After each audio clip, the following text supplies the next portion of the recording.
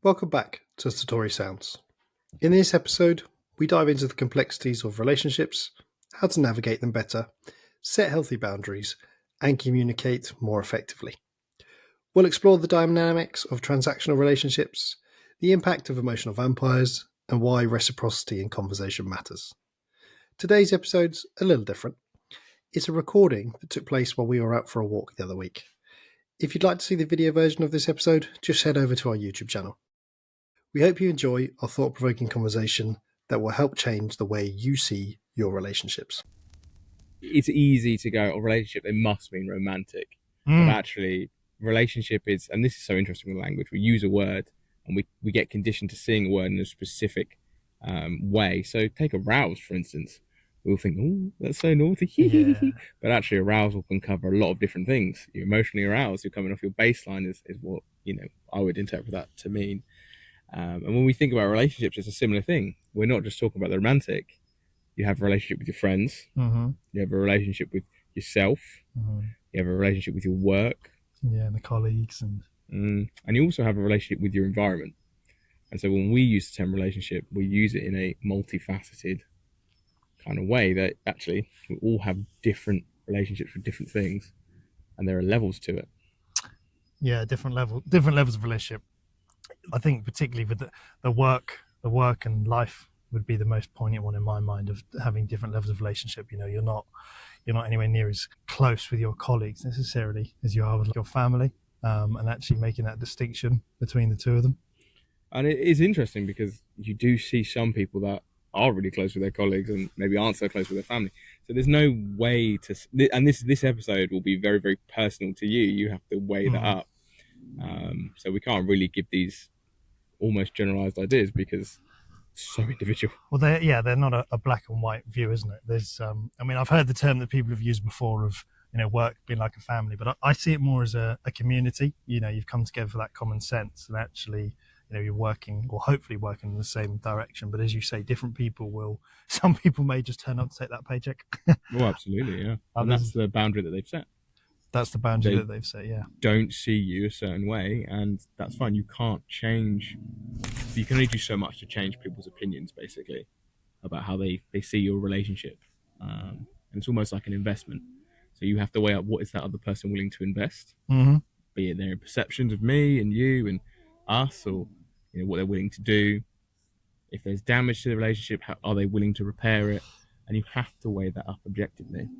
Absolutely. I think emotions also come into a lot with work. A lot of people are, you can't necessarily carry all those personal emotions into work necessarily, or take things necessarily as personally. I think it's quite hard sometimes to make that difference if you're particularly invested in a piece of work or a project and you're working towards something. But actually, sometimes those lines will get blurred. You might send that email later on, or you might the boundaries between that work and life balance can overlap easily. I think we're very focused on work when we're talking about relationships, but all relationships work like that. That's the reality of, you might have a friend and you're suddenly doing a lot more for that friend. And you're going, why am I doing that? What has happened here? And the boundary just slips. All these ways of being that you previously had have gone. Has it changed? Has it transformed?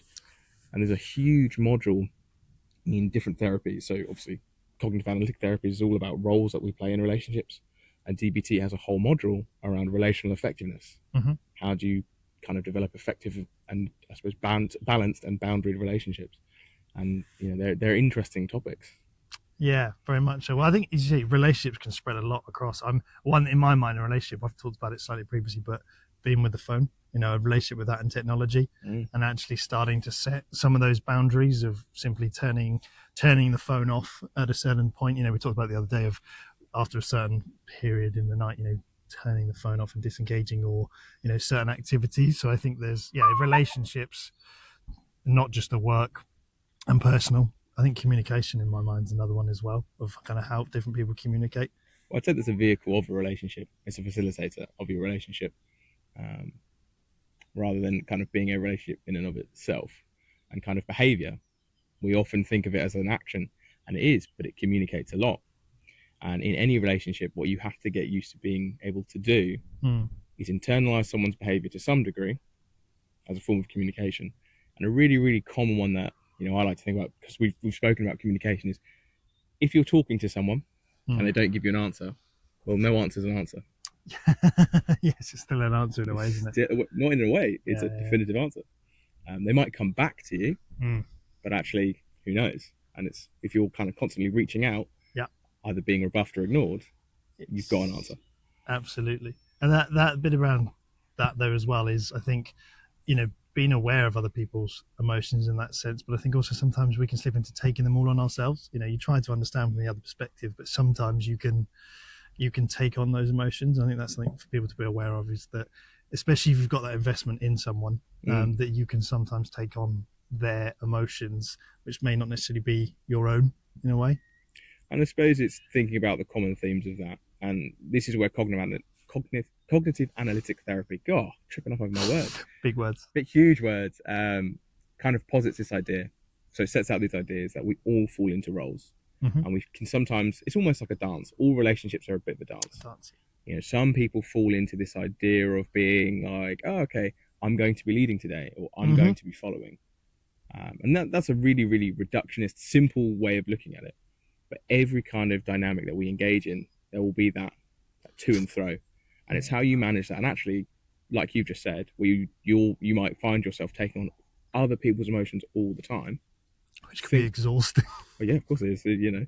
Not everyone's problem is yours. That sounds so callous to say, but why would you take it on, particularly if it's nothing to do with you? And you have to weigh that up. What role am I fulfilling in this person's life by constantly being the listener, by constantly being the giver? What needs am I having met by doing that? Well, I think it covers the needs bit there. That's a really important point in my mind, because I think a conversation often should have, for each other, the needs. It shouldn't always be. There's sometimes a time to, just listen and take it through. But I often see most conversations should be a bit more like a fluid game of tennis. Someone can say something and then it's passed over, someone else can. And it's, it's to and froing. It's not necessarily all one way. I think there's a time to listen to people. I suppose with the tennis analogy, you have to be careful, because you can almost frame that in a sense of, well, in tennis there has to be a winner. In conversation there isn't a winner. When there's no, in a game of tennis, you have a winner or you draw, and that's the aim. And I suppose what we're thinking about here isn't this idea of you need to come out on top per se. Yeah, absolutely. But you need to find that balance. Yeah. Well, I think the transactional one's definitely, because I can imagine people. I think we've all done it in a way, actually. Maybe subconsciously, or I think there's probably people out there that will consciously do it. But that objective of, so-called, as you just said, winning a conversation shouldn't be that. But actually, I think it's something that you can be aware of, is that sometimes you might fall into that. Are you listening? Are you listening to that person fully, or are you listening to respond? Yeah, you're waiting for your turn to talk. And I think you named it really well, though. Well, there's a transactional type of relationship. Yeah, of course there is. And it's thinking about what types of relationship are you engaging in? How frequently? Are they operating your time? So is that transactional relationship operating your time more than you realize? What is the boundary, and what is the definition in your mind of making a relationship transactional? What does that look like for you? To me, well, I think it would be down to the situations, really. I think day to day, if you take it in the work sense, some of that is a bit more transactional, in terms of you're working with some colleagues to a particular goal and they've got a particular skill set. It's a transactional in the sense of, they need this from me, I need that from them. Have we got expectations clearly? But maybe I've got a colleague who has actually clearly, maybe turned up late for the last few days to work, and we're not quite sure. Now I could look at that transaction and go, well, they're late for work, but actually another way that you could be fired. Exactly right. But is it, just checking in with them to start with? There is no transaction there. I'm purely, the objective in a way is to understand from their point of view, is everything all right? First of all, I can't just jump to that conclusion, because maybe in my mind it is, they're late, but actually it might be something at home that's gone on, or something in their day, where they're really struggling. So in that sense, I think it's, there's not a one size fits all, is there? Well, that's the relational effectiveness that we mentioned earlier in DBT, that actually you've got one hypothesis, oh, they're late to work. They're not doing what they should be doing. This is outrageous. But actually, then you kind of link, well, actually, this person wasn't late to work before. What's going on? Yeah. And not only are you kind of questioning the foundation of what's going on for them, but you're also questioning how that impacts you. And how do you then solve that? And you're balancing that. You're not falling into that kind of hole of they've done something wrong. Which is easy to assume, I think, particularly, especially when you're under your own stress and you putting that emotion that maybe they're feeling, you can interpret that and understand it. Whereas actually my immediate emotion that might have come up was that frustration of, we've all got deadlines, why are they late again? So actually, entering into that conversation to actually just understand from their perspective and drop my initial thoughts from the subject, because otherwise it could be a very one-way transactional conversation of, this is what I need from it, I need you to be on time, why are you not being on time? And actually, that's not necessarily, well, it's not coming from their direction at all. No, and that, coming back to that idea of communication being a vehicle in which we undertake relationships and form them, you've just kind of started to touch on the objective skill, dear man. You're describing, right. You're explaining, you're reflecting. You might go on to negotiate, repeating, kind of highlighting, sticking to key points to kind of solve relational difficulties or relational crises or problems. Yep. That skill, well, I think it's fair to say it is a skill in that sense of using that framework. I think it's hard in a way, because particularly with some of the more emotional sides, it's hard to make that balance. So a framework that's really useful. The other aspect around those kind of boundaries as well, though, is I was just talking about people turning up to late, is time, and actually setting the time aside for yourself. Because I've sometimes found that, particularly work is an easy example, because in a lot of places it dominates the lives, but therefore other areas of my life have kind of failed because of that. So actually having that boundary with, on a certain day, I'm going to finish at that time and that's it. Because it's all too easy, I think. And it's not just work. It might be, gaming, for instance. You might end up realizing, actually, I just need to limit that to an hour of an evening, because otherwise I'm spending 4 hours of an evening just completely consumed by the game.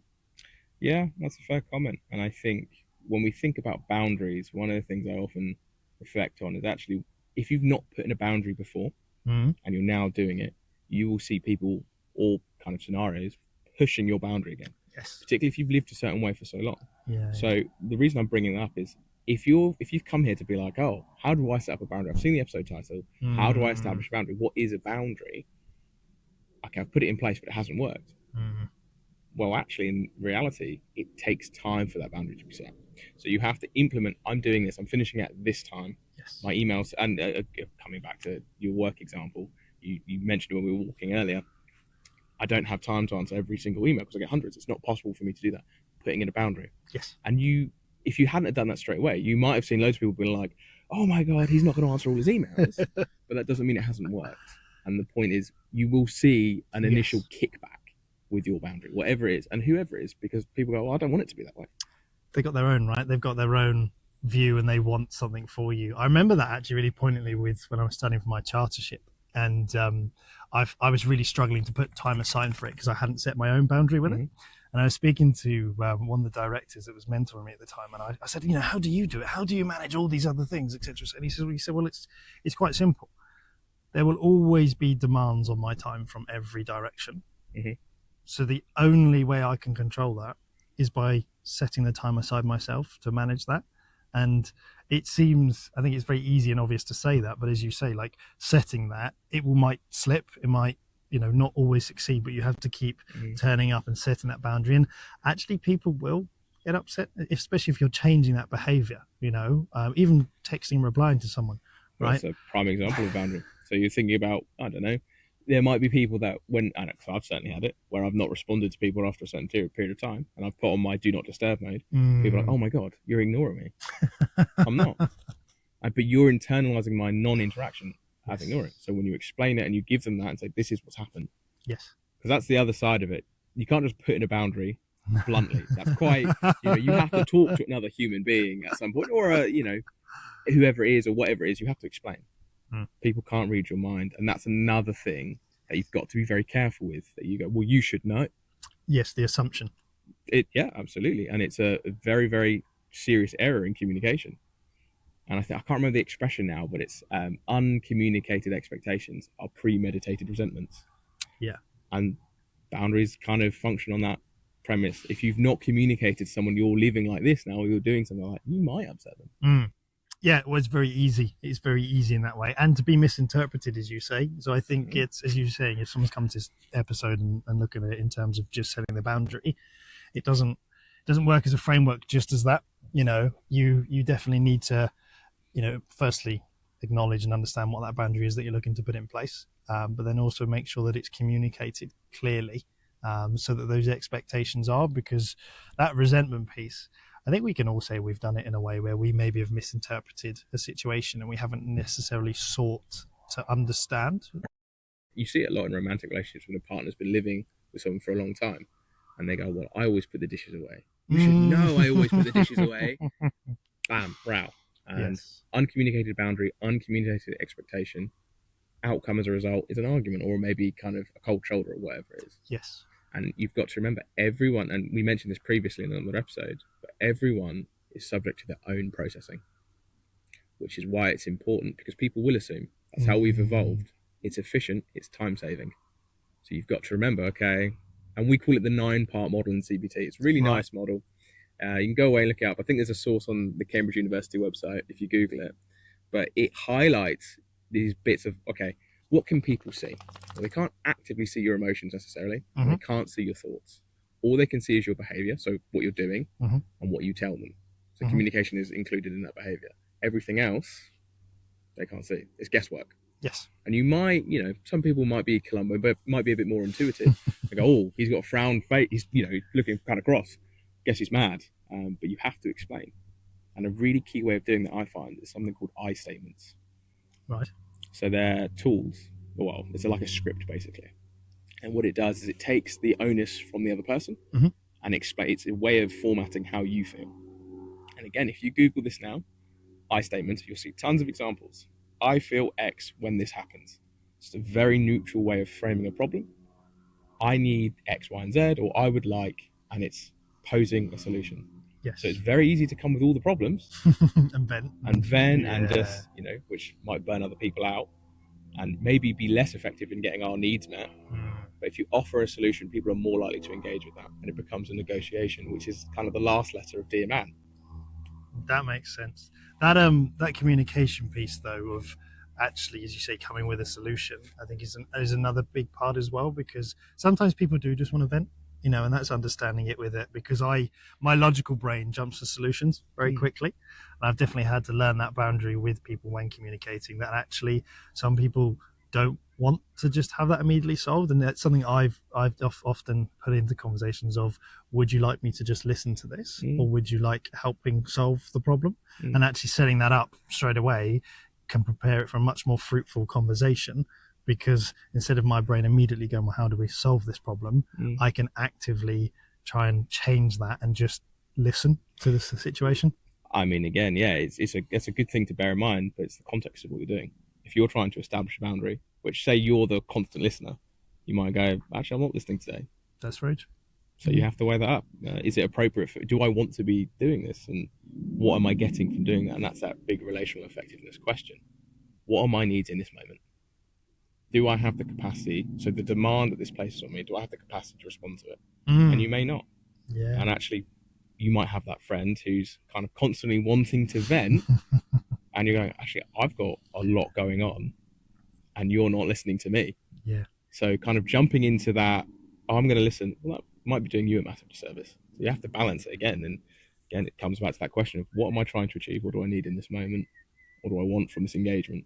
That's kind of a big part of relational effectiveness again. And keep using that term. All it really means is having ways to kind of get your needs met and also meet the other person's needs in a kind of diplomatic manner. Yeah.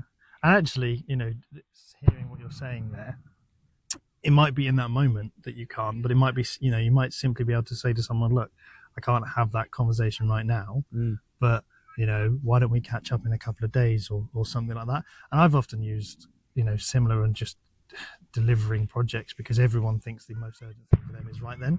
And actually, when I was in the junior member staff, I felt that I was letting a lot of people down by being like, oh no, I can't do that now. I can't do that now. Yeah. And actually what I found was there were a couple of ways of coming back to it, saying, well, I can't do that necessarily right now. Is there something you'd like me to reprioritize, and therefore I could look at this? Or actually, I can't do that right now. Would I be able to do it for next Wednesday? And as you say, it's definitely a two-way street in that sense of setting your expectations and managing, respectfully. And also, I think it's probably quite poignant to observe that some people might not observe that boundary, and that's also sometimes where you need to just step away from it. I call those people who frequently ignore your boundaries. I call them habitual line steppers. Habitual line steppers. We've all had someone in our life who just disregards how we feel about certain things, invalidates us, and doesn't necessarily respect our own peace. And I suppose in that circumstance, you have to recognize, is this happening? How does that make me feel? How does that impact upon me? So there's the objective side, actually, what has this meant for me in day-to-day life? Yeah. And there's that internal element of it. What do I need to do? And you have to, because again, habitual line steppers, depends what it is. There's no guarantee that this happens. But sometimes you might have to go, I'm stepping away from this person. And that's perfectly okay to do. It's important, as much as we're all trying to get along in a way. Sometimes you need to step out of that, and that is okay. I think I could definitely think of examples where I have felt that I couldn't step away. And you have to check in with yourself. Say, actually, hold on a second. For me, in this moment, it's not the right thing to do. I need to step away from this. Absolutely. And not feel bad from it. And it might be hard to do that initially. I say we've all been there. I've had friendships where you think, actually, why do I hang out with this person? All they've done is kind of suck the life out of me. I feel drained. Yeah. Emotional vampires. And it sounds like we're being very callous, but there's an element, because some people, they get their needs met by doing that. Yes. And so realistically, you go, is this how I really want to be spending my free time? I read it in a book once, actually. The terminology, it's another one that kind of loops around and describes that, is a conversational narcissist. A conversational narcissist. It's a loaded term. Yeah. But if someone is just coming in, as you say, just constantly that taking, and they're in that conversation to just take from that, right? You shouldn't feel bad from stepping away from that, because actually you should be able to play tennis without points and win. That conversation. You should be able to play for fun. Yeah. And I think it reminds me of the research I did when I was doing my master's degree at Bristol. One of the things I found in kind of my master's thesis was around, I suppose, reciprocity. And that's one of the foundational things of any relationship. There is an element of reciprocity. And granted, that might be different depending on the context, but adult relationships, sort of, like we've got, there has to be a reciprocitous nature to it. Oh, we're childish. Don't even pretend. Foolishly childish, absolutely. Elementary, primary school level. Where's the tiddlywinks? The tiddlywinks. You'll have to check out the previous episode to know that reference. Yeah, that's true. Got little in-jokes now. That's how far we've come. But your principle of reciprocity. Yeah, reciprocity, and there might be times where things are less reciprocity. So there might be times where you're not necessarily able to give each other things equally, depending, there might be sickness, there might be stress, there might be all sorts of things going on. But the general question is, what am I getting? What am I giving? Equivalent exchange almost. And that's, for those that kind of go out and really listen to old school medieval philosophy, you see that in alchemy textbooks from day one, actually, am I giving something and getting something of equal value in return? And you have to ask yourself that question, even in your relationships. And obviously, we're not trying to put too much of an objective spin on it, because there's a huge subjective element to relationships because of that processing. Massively. But that reciprocity, it also makes the other person feel heard as well, if you're both able to do it. I think the other thing I would add to that for people is that reciprocity doesn't mean an equal 50-50 split. Absolutely, every conversation doesn't have to end in that way, but it's overall, are you coming away from that conversation, feeling like your needs have been met and that you've been heard and that your boundaries have been respected? Yeah. Have I just felt bullied by this person for 20 minutes? And I think we've all had a conversation with a person like that. That's why I'm laughing. I can think of it. It's right now. Yeah. That's this whole episode. Well, you should set a boundary then, shouldn't you? Yeah, you should. At the start of this conversation, Josh, you should have set that out to me. I'm going to bully you. There's nothing you can do to stop it. Yeah. But it is a serious issue that I don't think we always realise, that sometimes we can form relationships with people because we think we like them but actually there might be this degree of it's what we've known before. The environmental, like what you've kind of what you've grown up with. What's your kind of experiential model of what this relationship should be? And you might see that a lot in romantic relationships as well as work relationships. So say you've had a crappy manager and you go to another manager who's slightly better but still crappy, and you're going, oh yeah, but it wasn't like that before. But it's all you've known. So that's your baseline. Yeah, your template for a management relationship becomes that, or your template for a romantic relationship becomes that, or friendships becomes that. And actually, that's kind of a big formulative question. A big, when we use the word formative, think about your early years for a moment, listeners. And I'm going to ask you on 3 different relationships. What's your relationship like, and what's your model for a relationship when you think about friendships? What do you think a good friend should be? Do any of your friends fall into that good friend category? That definition you've come up with. Ask yourself, why haven't they? Is it realistic? And when you've done that, I want you to begin to do that for other relationships. So romantic relationships, as well as work relationships. What is your definition of what you need? What is a good friend? What is a good partner? What is a good manager? Do the people you know fall into that dynamic? And if not, why? Write it down. Maybe just think about it in your head. But just framing out what's going on, what's happening there. Yeah. I think you can do that at different stages as well. We're talking in this moment, but we can definitely think of a few friends maybe that would have been around previously, but actually aren't, or you might not have the same conversations as you do anymore because, those needs weren't met, or that, people do change. Oh yeah. And that's also fine. I think trying to upkeep and keep everyone happy is A, exhausting, but B, to me, or from my experiences, that's only going to end one way for you, which isn't going to be a positive one. No, don't people please, Yeah, I think all of us can be, particularly in today's society where there's a fear of getting things wrong and doing things badly, that begins to give way to this idea of I have to please this person. They have to be brilliant. I have to be brilliant. Don't put that pressure on yourself. Not at all, especially when it's compromising those boundaries. And I think, setting that and understanding it can definitely help people a long way for that. But that's a really useful reflective tool. And I think, as you say, you can apply that to a number of areas. I think family's probably one of the hardest ones, I think, in raising boundaries, because, friends, you can pick and choose them and within reason, and you can step away. But I think family boundaries and relationships are particularly hard because you don't particularly have a choice. No, they're very messy. There's a whole kind of attachment element to it, and we're not going to go into attachment theory today, maybe another time when we think about kind of foundational childhood experiences.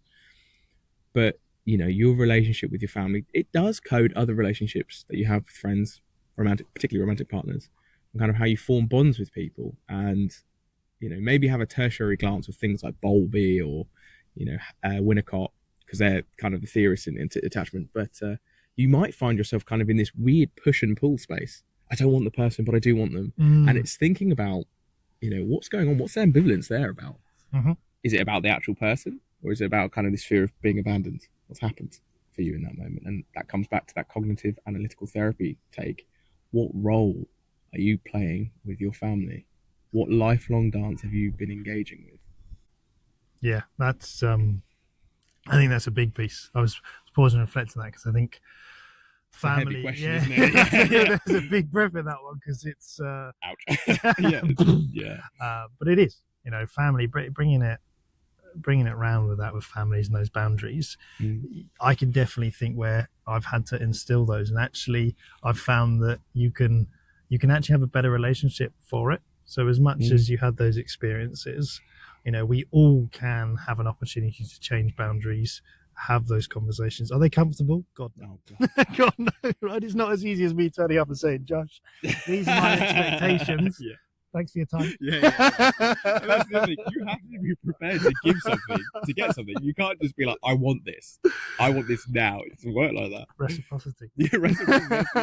And the person might be like, okay, it's a bit demanding. All right, sociopath. But it is. You've got to frame it. That's being aware of the other person's emotions as well. But you do have those powers to set those boundaries and, also manage that. And also, family's probably slightly different. It's slightly harder. But if you generally do have people that aren't respecting those boundaries, you have every right to step away. Absolutely, yeah. I often think about this. There's nothing noble in needless self-sacrifice. If you're just putting yourself into the firing line and you don't need to, what's the point? What is the point? It's a good question. I don't know. That's a good question. What is the point? What is the point? What are you getting from it? And yeah, that's how I think about that. Yeah, it's like another analogy in my mind of like, is it an on the pitch moment, off the pitch? You know, if you're Yeah. on the pitch, you need to do something about it. If you're off the pitch, it doesn't really matter. Just sit back and watch. Enjoy the show. Absolutely. And have you ever heard the age-old fable, Scorpion and the Frog? No. One day there is a frog sitting on the bank, and he's greeted by a scorpion. The scorpion goes, Mr. Frog, can you please help me get across the river today? And the frog goes, I'm a bit wary of doing that because you might sting me. The scorpion goes, no, I won't do that. I'd never do that. Of course I won't do that. And the frog goes, okay, if you promise. Frog hops on the scorpion's back. Sorry, scorpion hops on the frog's back. And they start swimming and they get midway across the river. And then the scorpion, for no reason, stings the frog. And the frog goes, oh my God, why have you done that? We're both going to drown now. And the scorpion goes, I don't know. It's my nature.